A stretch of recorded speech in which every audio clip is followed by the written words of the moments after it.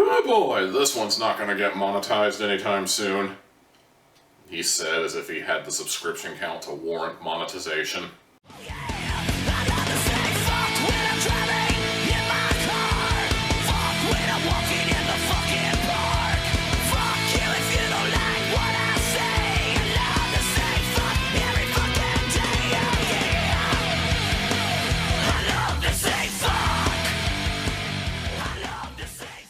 When I saw there was a documentary on Netflix entitled The History of Swear Words, you better believe I was going to check that out. I mean, I've said off and on I'm not really one for documentaries. I like Tread. I thought Love on the Spectrum was fascinating, but for the most part, documentaries are not really my thing.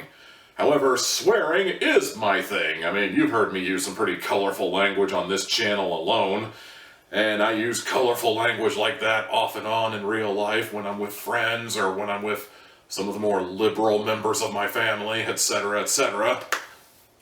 I'm no word nerd, but to be honest, history of vulgarity is kind of a fascinating topic to me.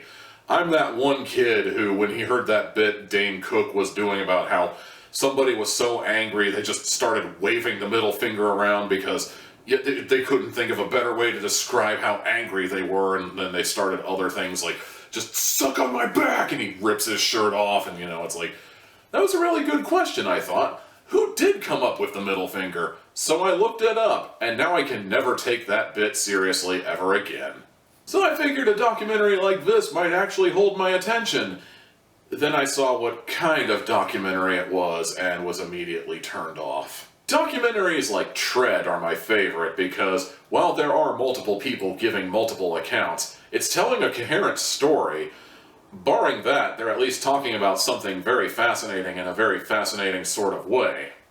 This documentary is the kind of documentary I can't stand, because this kind of documentary is just a bunch of randos fucking around and talking about stuff and not really giving you a whole lot of information other than a lot of stand-up comedians and a lot of random celebrities really like saying the word fuck.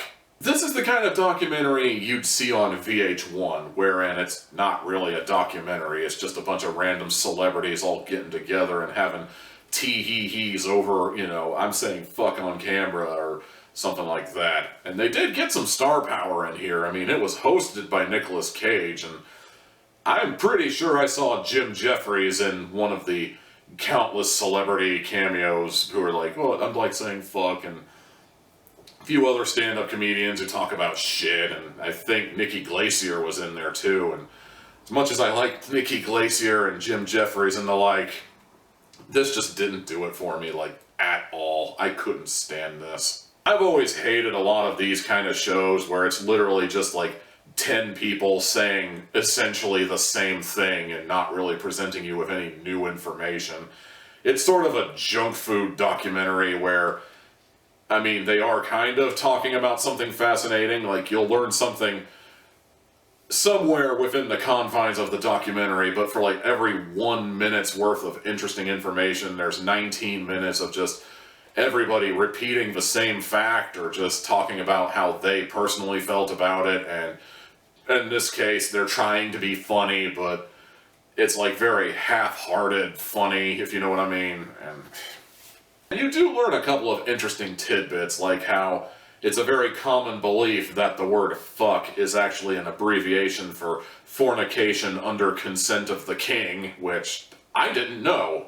Unfortunately, for every instance of something I didn't know, there was like 10 instances of stuff I either already knew or 20 instances of just mindless chatter. Documentaries like this, despite their best efforts, to me just come off as like white noise more than anything else. Like, I learned one interesting thing and then the rest is pretty much just kind of eh. In the grand scheme of things, I didn't really hate this documentary, if only because it's just another example of an overarching problem with certain shows that I don't like, and I can't really fault it for being a part of this because it's not really doing anything different one way or the other. But that being said, I watched about 2 episodes of this, I learned about fuck, I learned about shit, and I probably would have learned about other profanities if I'd stuck around, but didn't. I guess if you can put up with this style of documentary, give it a watch, but for me personally, I just couldn't get into it, and I stopped dead in my tracks after episode 2 and moved on to other things. So I give the history of swear words 2 hats out of 4. And that's gonna do it for this fucking review. Did you like this shit, huh? Well, did ya? Well, I'll tell you one thing you can do. You can like, comment, subscribe, ring-a-ding the bell to show you mean it, and you can follow me on Twitter at TommyTealHat. That's what you can fucking do. This bit is dead in the water, isn't it? See you later.